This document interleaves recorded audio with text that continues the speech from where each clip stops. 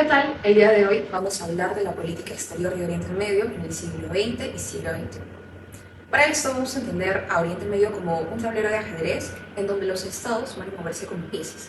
Y nosotros vamos a analizar cómo estos se han guiado, sea a través de la fe o a través de un mero realismo político. Para eso estoy hoy acompañada con mi compañera Larisa Landa, Sander Villalobos. y mi persona Katia López. De modo introductorio, mi compañero Sander. Ok, seguiremos una línea cronológica, partiendo desde la Guerra Fría. En primer lugar, ¿qué es la Guerra Fría? La Guerra Fría es este conflicto que dividió el mundo en dos bloques, tanto el bloque occidental capitalista liderado por los Estados Unidos y el bloque oriental comunista liderado por la Unión Soviética. Para entender a los estados del Medio Oriente de la segunda mitad del siglo XX, debemos entender que la política de estos estados estuvo caracterizado por mero pragmatismo político. Entonces, para ejemplificar este pragmatismo político, hablaremos de dos casos específicos, de Egipto y de Irán. En primer lugar, Egipto. Egipto, bajo el mandato de Nasser, tenía un objetivo. Este objetivo era recuperar el Canal de Suez o nacionalizarlo. Para esto se aprovechó o utilizó su alianza estratégica con la Unión Soviética para que ésta le proporcione armamento para cumplir dicho objetivo. Obviamente Egipto no se dio soberanía, porque recordemos que luego Egipto sería uno de los principales estados que formó el movimiento de no alineados. En segundo lugar, tras la muerte de Nasser y la subida al poder de Sadat, Egipto tiene un viraje hacia los Estados Unidos. ¿Pero por qué? ¿Por qué? Porque el objetivo de Egipto ahora había cambiado. El objetivo era recuperar el Sinaí. Sí, pues, disculpen que te corte. Justo acabo de recordar algo que me parece súper interesante, cómo Egipto va a cambiar de actor internacional, de Estado, obviamente, porque pues va a cambiar obviamente sus intereses. Y es justamente que ahora Egipto e Israel pues van a tener un beneficio mutuo también con respecto a ello, porque ahora Egipto necesita pues recuperar el Sinaí y Israel necesita que lo reconozcan. Entonces, sé que eso sucede incluso que o sea, Egipto es el primer estado que reconoce a Israel, ¿cierto? Efectivamente, Katia. Egipto es uno de los primeros estados árabes que reconoce al Estado de Israel. Esto se materializa en el Tratado de Camp David. Bueno, recordemos que los estados árabes criticaron duramente esta acción de Egipto. El segundo caso es el Irán. Antes de hablar de Irán, recordemos que Irán limita por el norte con la Unión Soviética, bueno, limitaba por el norte con la Unión Soviética, además de que se encuentra en la península pérsica y que Irán contaba y cuenta con grandes yacimientos y reservas de petróleo. Esto convierte a Irán en un actor muy importante en la región. Entonces, bajo el mandato del Shah, el Shah era muy pro-occidental. Entonces, el Shah buscaba modernizar aceleradamente la política de Irán. Sin embargo, recibió duras críticas, tanto en sus políticas públicas y económicas. Además que, ante conflictos o turbulencias internas, el Shah reprimía duramente a sus pobladores.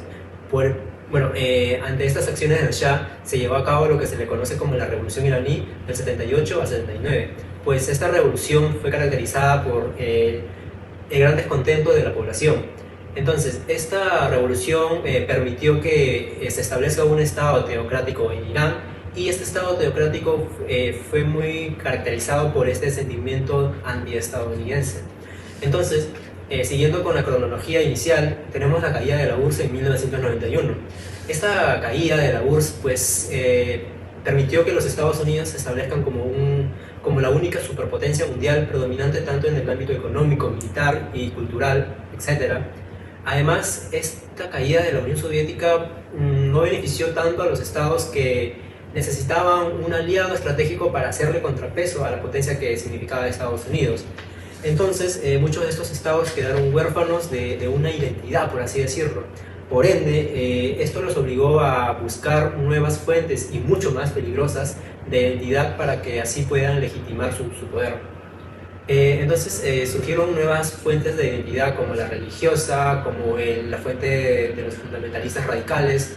Para ello, Katia, te preguntamos, ¿en qué consiste este movimiento de los fundamentalistas? ¿Qué lo caracteriza? Sí, bueno, el fundamentalismo, primero voy a explicar un poquito una introducción respecto a la religión y luego paso a los fundamentalistas, ¿te parece? Perfecto, Katia. Bueno, sí, creo que justamente para entender cómo se ha ido la transformación en Medio Oriente con respecto a la religión, es importante reconocer que al fin de la Guerra Fría no se crea un consenso democrático, sino que lastimosamente surge una crisis de la legitimidad de los estados nacionales. Y no solo eso, sino que También es importante recalcar que durante gran parte del siglo XX existía el nacionalismo secular. Disculpa que te corte, ¿nos puedes explicar qué es el nacionalismo secular, por favor? Es una ideología es una ideología política que se va a encargar de establecer como los lineamientos de la identidad y de la legitimidad otorgados por el territorio, la costumbre, quizás alguna etnia, alguna lengua, más que incluso que lo que significaba la religión en ese momento. Y bueno, continuando justo, espero haber resuelto su duda. Y después de eso, justamente, es que este nacionalismo secular es dejado de lado debido a, pues, al término de la Segunda Guerra Mundial, perdón, de la Guerra Fría. Y a partir de ello es que se comienzan a cuestionar estas nuevas ideas occidentales que habían partido precisamente de este nuevo tipo de religión que pues, obviamente surgió a partir de la globalización. Y pues ahora mismo incluso vemos cómo se encuentran varios países de la región del Medio Oriente aún en esta disyuntiva si seguir con este tipo de nacionalismo secular o quizás adoptar solo la religión como poder político. Ahora sí voy a pasar a tu pregunta con respecto al fundamentalismo. Voy a hablar primero de un autor muy interesante que es Giddens. Él va a plantear el fundamentalismo de forma muy general. Lo plantea como el hijo de la globalización, es decir, va a surgir a partir de la globalización. Y este se va a observar, pues primero, con respecto a cómo hay muchísimas personas, agrupamientos de personas que tienen sus ideas tan arraigadas que no van a considerar o mucho menos van a aceptar el cuestionamiento de otro grupo de ideologías, de pensamientos. Se va a otorgar una especie de veracidad obligatoria y eso vendría a ser en sí el fundamentalismo. Y muy aparte de eso también tenemos lo que se denomina los guardianes de la tradición, que son esta especie de autoridad que también se va a mantener con los fundamentalistas, el cual va a querer mantener todavía a través de textos tal vez o a través de otro tipo de materiales, mantener todavía aquellas ideas tanto en un ámbito social o un ámbito político. Ahora, con respecto al segundo autor, que es muy interesante también, que es Song-Min Liu, él va a plantear que el fundamentalismo va a surgir como respuesta al nacionalismo y pues vamos a notarlo obviamente porque va a existir un confrontamiento tanto entre la soberanía pues nacional y la soberanía secular y religiosa que se mantenía todavía en la región. También va a surgir otro confrontamiento entre la legitimidad, tanto la legitimidad secular como la legitimidad pues también en torno a la religión del Islam. Claro, pero disculpa que te interrumpa, pero entonces, en pocas palabras, este islamismo político pues reemplaza a estas corrientes nacionalistas árabes y a las socialistas, ¿cierto? Pero tengo una pregunta. Si bien me hablas de estas corrientes fundamentalistas, ¿cuál fue el punto de quiebre para que pues surjan estas ideas tan radicales? Claro, en realidad va a ser en principio el nacionalismo secular el que va a reemplazar estas ideas pues con respecto al Islam político, debido a que, bueno, en mi percepción considero que todo esto surge a partir de los acuerdos de Sykes-Picot de 1916, cuando aún en medio de toda una trifulca y todavía que no estaban tan bien planteadas las delimitaciones y definiciones de territorios en el Medio Oriente, dos potencias europeas como lo son Gran Bretaña y Francia van a, de cierta forma, a cortar ciertos estados, los van a crear, aún ni siquiera teniendo en cuenta que ciertos estados tenían agrupaciones de personas que incluso en algún momento habrían tenido hasta conflictos. Entonces, no solo ellos, sino que aparte ingresan nuevos elementos con respecto a lo que consideramos nosotros o conocemos como Estado-Nación, es decir, estas ideas de la Ilustración, ideas occidentales con respecto a lo que significa ser un Estado. Y por eso mismo es que surge este tipo de confrontación, de enfrentamiento entre lo que significaba el Estado a partir del Islam político y lo que significa el Estado viéndolo con ideas más occidentales. Ok, Katia, entonces desde el tratado o los acuerdos de Sykes-Picot pues surgen estas nuevas identidades y se refuerza con la caída de la Unión Soviética. Entonces ya tenemos muchas de las causas del por qué existen estos conflictos en Medio Oriente, tanto la religiosa, la política, la económica, la delimitación de territorios, pero bueno, surge la pregunta de qué acuerdos han, por así decirlo, servido para contrarrestar estos constantes problemas. Bueno, en realidad depende del acuerdo y depende del Estado. Hay, un ejemplo claro es el Acuerdo de Oslo, el de 1993. A ver, disculpa que te interrumpa, mi estimada Carissa. Si mal no recuerdo, el Tratado de Oslo, claro, parte porque, a ver, colonizando, o sea, volviendo hacia las colonias británicas, existía una colonia en Medio Oriente que era la colonia de Palestina. Entonces, Reino Unido propone, pues, dividir esta colonia para otorgarle un territorio a Palestina y a los judíos. Sin embargo, Reino Unido no cumple con esa promesa. Entonces, solamente cumple la promesa de otorgarle el Estado a los judíos, sin embargo, a los palestinos no. Es por esa misma razón que surge este movimiento, si mal no recuerdo, claro, la OLP, que era la Organización de Liberación para Palestina. Entonces, si mal no recuerdo, eso se relaciona pues con el Tratado de Oslo, ¿cierto? Claro, sin embargo, para saber si si un tratado ha beneficiado o no al país o ha hecho que empeore la tensión o no, en este caso vamos a ver qué fue el Acuerdo de Oslo de 1993.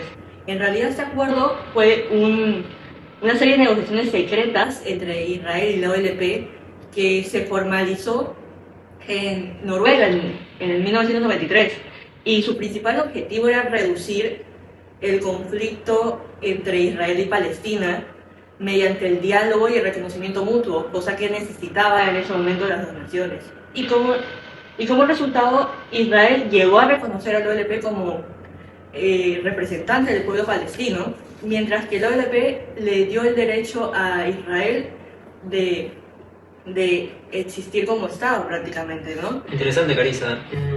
¿Existirá otro tratado que refleje esas intenciones de, pues, perpetuar una paz? Claro, antes de responder tu pregunta, además, en el Acuerdo de Oslo, se creó la Autoridad Nacional Palestina que agarró mucha ventaja administrativa en sectores como Gaza o Cisjordania, ¿no?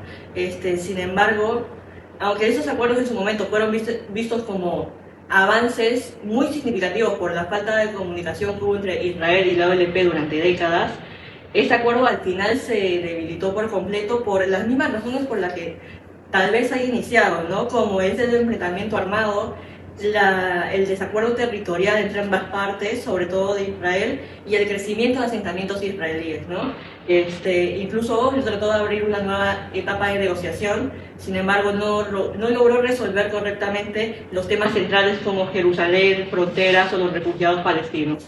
Y ahora sí, respondiendo a tu pregunta, el anterior caso se podría decir que fue un proceso de integración que tenía el atisbo de ser exitoso, pero al final fue un fracaso. Pero en este caso, en el Acuerdo de Abraham, que se firmó hace poquito, hace unos 6 años, con mediación de Estados Unidos, se permitió la normalización de relaciones entre Israel y los demás países árabes, ¿no? Sobre todo la de Emiratos Árabes Unidos y Bahrein. Después también se sumaron Marruecos y Sudán. Y este acuerdo incluyó una cooperación económica, comercial, tecnológica y militar. Y a diferencia de procesos anteriores, en este caso, el conflicto palestino no fue el tema central entre todos los países árabes, ¿no? Y muchos estados comenzaron a enfocarse más en intereses estratégicos como el comercio, la innovación tecnológica y la seguridad regional. Sin embargo, también existen varias variables que en el caso de Medio Oriente agravan estos conflictos, ¿no? Y una de las principales es la intervención de potencias extranjeras, como es el caso de Estados Unidos, de Rusia o Irán, que apoyan no solo políticamente, sino militarmente de igual manera a distintos actores dentro de la región, ¿no? También influyen los actores no estatales como Hamas y Hezbollah o grupos extremistas que tienen poder militar y muchas veces dificultan los procesos de paz, ¿no? Asimismo, se suma la disputa territorial que hay entre los estados y asimismo la carrera armamentista actual, ¿no? Muy interesante todo lo que hemos hablado en estos minutos. Entonces, a ver, recapitulando todo lo que han dicho ustedes y lo que he mencionado yo, por lo menos en mi opinión, concluyo en algo específico que me llamó la atención en cómo los Estados Unidos influenciaron en el reconocimiento internacional de Israel. Pues recordando que en primer lugar empieza con el Tratado de Camp David, donde Egipto es uno de los primeros estados árabes que reconoce a Israel. Luego esto fue aumentando y aumentando y aumentando. Es decir, con el Tratado de Oslo, Palestina reconoce a Israel como tanto Israel reconoce a Palestina. Y se consolida con el Tratado de Abraham en el 2020. Pues los restos de estados árabes terminan por reconocer al Estado de Israel. Entonces, de no haber un reconocimiento como tal del Estado de Israel en la primera mitad del siglo XX, a la segunda mitad del siglo XX y a la entrada del siglo XXI, muchos de los estados que antes pues, tenían conflictos constantes con el Estado de Israel terminan por reconocerlo. Pero obviamente eso no quiere decir que todo sea muy paz. Los conflictos aún persisten y cada vez son más constantes. Sí, totalmente. Y creo que es algo también importante recalcar que, o sea, si en la región no se logra mediar lo que significa el nacionalismo y el fundamentalismo, esto siempre va a terminar en guerras desastrosas, en conflictos interminables. Así que creo que, por así decirlo, el gran desafío pues en el siglo XXI en Oriente Medio va a ser justamente tratar de afianzar, tratar de llegar a un consenso en cuanto a la reconstrucción de este orden que se pueda realizar tanto entre las identidades de todos estos estados de Oriente Medio y pues también sus identidades. Claro, y para sintetizar, al final del día Medio Oriente sigue siendo uno de los países, de las regiones más complejas de la política internacional, ¿no? Porque sus conflictos no dependen de una sola causa, sino que agarran los factores religiosos, políticos, económicos y estratégicos que se mezclan demasiado constantemente. Y aunque han existido esos intentos de paz, como es el caso del Acuerdo de Oslo, la estabilidad ahorita todavía es frágil debido a la desconfianza histórica y a la intervención de distintos actores regionales e internacionales. Bueno, creo que eso sería todo y gracias por acompañarnos. Gracias. Gracias.